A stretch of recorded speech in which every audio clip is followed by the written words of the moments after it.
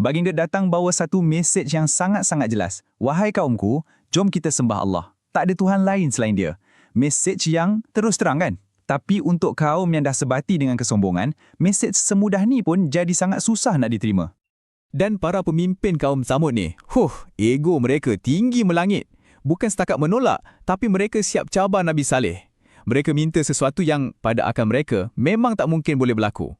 Kononnya sebagai bukti kenabian baginda. Jadi, permintaan mereka yang mustahil tu dijawab oleh Allah. Tapi bukan sekadar jawapan biasa. Ia datang dalam bentuk satu mujizat yang sangat agung, yang kemudiannya jadi ujian paling besar untuk mereka. Apa yang mereka minta? Mereka tunjuk satu bongkah batu besar dan dengan angkuhnya mereka cakap, kalau betul kau Nabi, cuba keluarkan seekor unta betina yang tengah bunting dari batu ni. Dengan izin Allah, Nabi Saleh pun berdoa dan apa yang berlaku seterusnya memang di luar jangkaan. Batu besar tu bergegar, terbelah dan keluarlah seekor unta betina yang sangat besar, betul-betul macam yang mereka cabar tu.